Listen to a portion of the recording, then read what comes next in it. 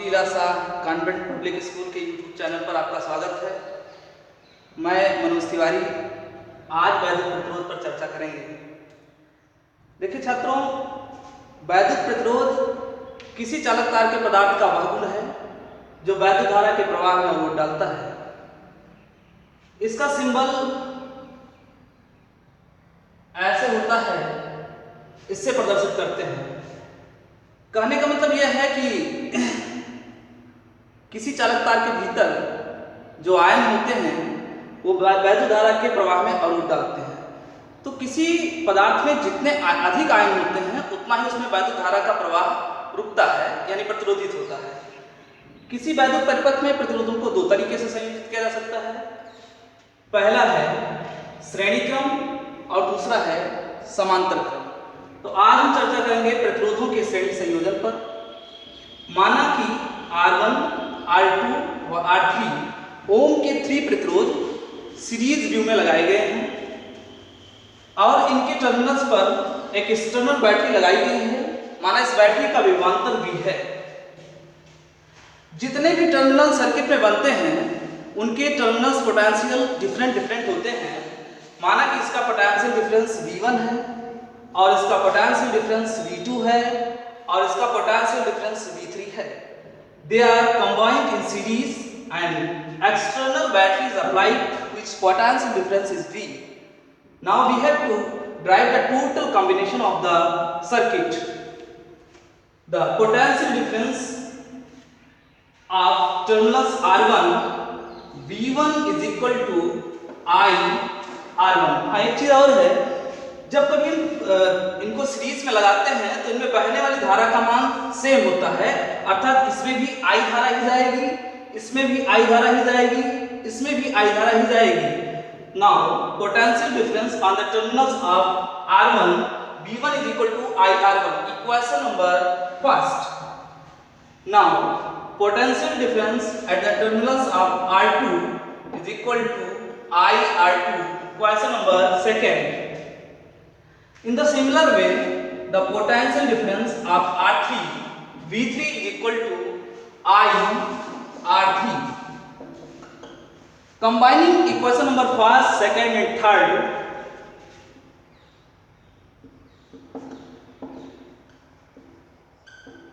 first, second and third. Now V1 plus V2 plus V3 is equal to I R1 plus I R2 plus I R3।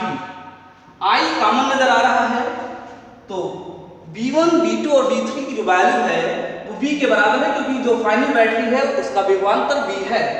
Now V1 plus V2 plus V3 is equal to V is equal to I R1 plus R2 plus R3।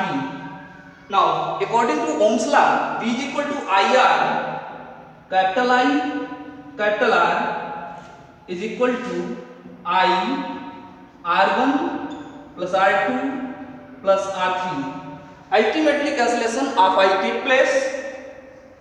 Now R is equal to R1 plus R2 plus R3। ये final current थी जो I है, I small I R is equal to I R1 plus R2 plus R3। Now ultimately cancellation of I take place। Now R is equal to R1 plus R2 plus R3। This is the final resistance of this circuit। Okay। इसी प्रकार हम प्रतिरोधों के समांतर संयोजन पर भी चर्चा करेंगे। The parallel combination of resistance। इस प्रकार के संयोजन में सभी प्रतिरोधों के पहले सिरे को किसी एक बिंदु से तथा सभी प्रतिरोधों के दूसरे सिरे को किसी दूसरे बिंदु से जोड़ दिया जाता है और इनके दोनों सिरों के बीच कोई एक्सटर्नल बैटरी लगा देते हैं। माना R1, R2 व R3 ओम के 3 प्रतिरोध समांतर क्रम में जुड़े हुए हैं जिनके सिरों का विभवांतर भी है। खास बात इसमें यह होती है कि इनके सभी प्रतिरोधों के सिरों के विभवांतर तो समान होते हैं, परंतु उनमें बहने वाली धाराओं के मान भिन्न होते हैं। ऐसा क्यों? ऐसा इसलिए कि जैसे पैरेलल भी में लगे हुए हैं। अब जितनी कैपेसिटी होगी इन जंक्शन से, अकॉर्डिंग टू किरचॉफ लॉ, इन जंक्शन से जितना इनकी कैपेसिटी होगी उतनी उतनी करंट इनमें डिवाइड हो जाएगी।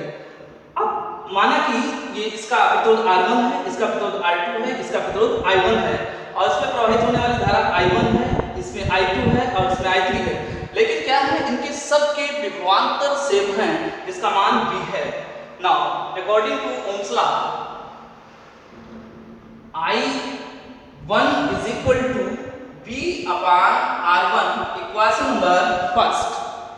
In the similar way, I2 is equal to V upon R2, equation number second, and I3 is equal to V upon R3, equation number third.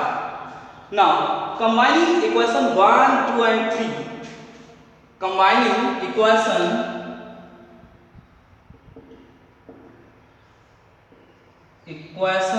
first, second and third.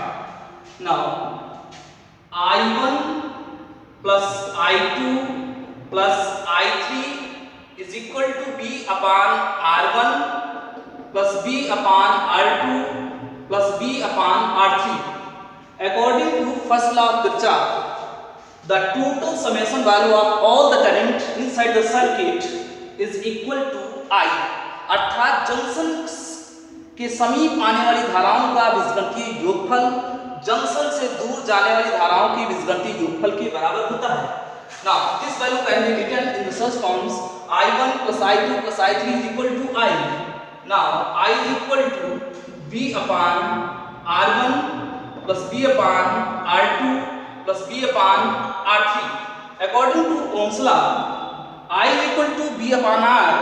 Now B upon R is equal to the common value 1 upon R1 plus 1 upon R2 plus 1 upon R3. Ultimately cancellation take place of B. Now 1 upon R is equal to 1 upon R1 plus 1 upon R2 plus 1 upon R3. This is the final expression for the total circuit.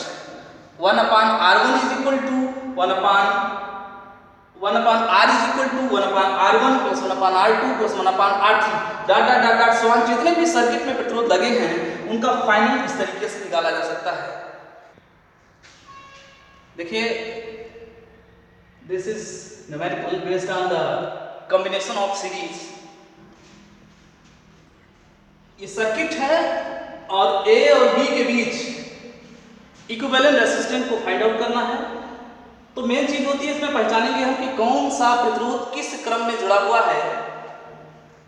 तो मैंने आपको बताया था अभी derivation में कि समांतर में सभी प्रतिरोधों के पहले सिरों को किसी एक बिंदु से तथा दूसरे सिरों को किसी दूसरे बिंदु से जोड़ दिया जाता है। तो finally we can say this diagram is combined in parallel view and ये वैल्यू और ये वैल्यू मिलकर के सीरीज में जुड़ी हुई है। तो सबसे पहले इसे हम सॉल्व कर लेंगे। लिखेंगे क्या, 4 ओम 4 ओम के प्रतिरोध किस क्रम में है, समांतर क्रम में लगे हैं।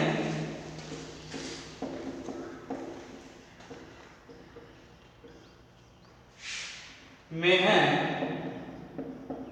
अतः 1 upon R dash is equal to 1 upon 4 plus 1 upon 4. 1 upon R dash is equal to 2 divided by 4. 2 1 ja 2, 2 2 ja 4. Now 1 upon R dash is equal to 1 upon 2. Taking cross multiply. Now R dash is equal to 2. कहने का मतलब यह है कि ये और ये circuit मिला करके जो फाइनल रेजिस्टेंस दे रहा है वो 2 ओम का दे रहा है। अब ये सर्किट आपकी फिर से मिनिमाइज हो जाएगी इस फॉर्म में। ये बी पॉइंटर है और ये ए है। इसकी वैल्यू ऑलरेडी है 4 ओम और ये मिलकर के बनाया है 2 ohm. Now R is equal to 4 ohm और plus 2 ohm r is equal to 6 होगी, r इज इक्वल टू 6 होगी। थोड़ा सा जटिल एग्जाम्पल की तरफ चलते हैं। तो suppose this is the A pointer and this is 2 and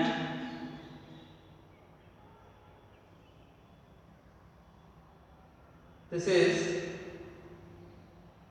also 2 and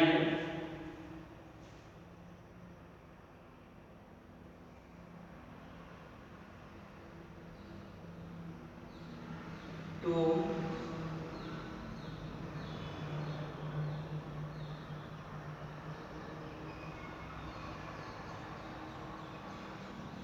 and this is 4. This is the B point. Solve this value.